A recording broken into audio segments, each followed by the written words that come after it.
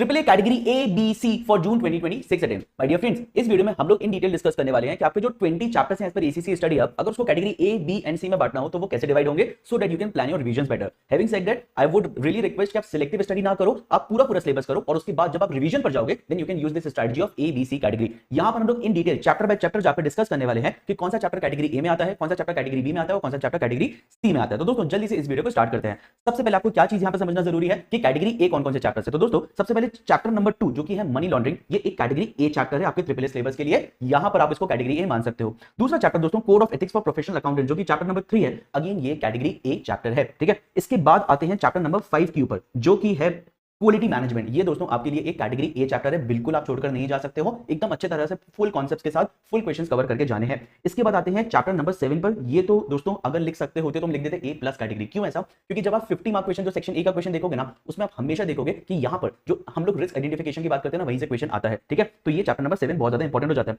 इसके बाद दोस्तों आते हैं चैप्टर नंबर 11 पर जो कि है ग्रुप ऑडिट। ये आपका एक कैटेगरी ए चैप्टर बोल सकते हैं। क्यों ऐसा? क्योंकि ये जो है ये हम लोग डबल ए में कहीं पर भी नहीं पढ़ते हैं, हम लोग सीधा अगर ट्रिपल ए में पढ़ते हैं और इसके बहुत सारे क्वेश्चन पूछे जा चुके हैं, ठीक है। इसके बाद completion and review and audit reports, although अगर बोल सकते होते तो इसको कैटेगरी बी भी बोल सकते हैं, बट यहां पर दोस्तों अगर आप इसको छोड़कर जाते हो ना तो कहीं ना कहीं आपके आंसर हमेशा इनकम्प्लीट रह जाएंगे और ऐसा हो सकता है कि आपको बनते बनते क्वेश्चन में भी मार्क्स ना मिले। इसलिए इन दोनों को भी कैटेगरी ए में इंक्लूड करना बहुत ज्यादा इंपॉर्टेंट है।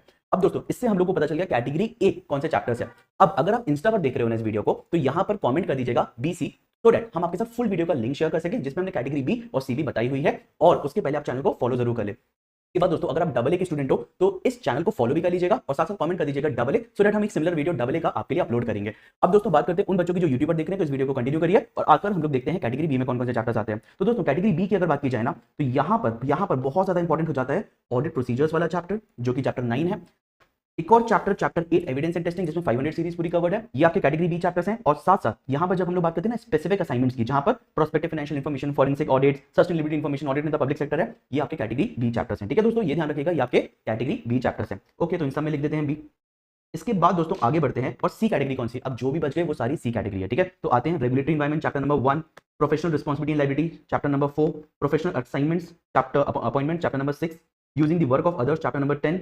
इसके बाद चैप्टर नंबर 14 कम्युनिकेटिंग विद दोस्त with governance, chapter 15 audit and assurance related services and chapter 16 reviews and related services. दोस्तों यहाँ पर कैटेगरी सी बोलने का मतलब बिल्कुल भी ये नहीं है कि आपके एग्जाम के लिए इंपॉर्टेंट नहीं है, but based on the pattern ऐसा देखा गया है कि इसमें से कम मार्क्स का सिलेबस आता है या फिर मिक्स एंड मैच सिलेबस आता है rather than the bigger question independently. तो जो कैटेगरी ए है उसको आपको सबसे पहले रिवाइज करना चाहिए, बट सबसे पहले आपको सिलेबस कवर करना है, सारे क्वेश्चन सॉल्व करने हैं हर एक चैप्टर के। उसके बाद कैटेगरी ए रिवाइज करना है, उसके बाद कैटेगरी बी रिवाइज करना है, उसके बाद कैटेगरी सी रिवाइज करना है। अब अगर इससे रिलेटेड आपको एक डिटेल रिवीजन प्लान भी चाहिए तो आप कमेंट कर दीजिएगा, I will share that with you. All the very best for your June 2026 attempt.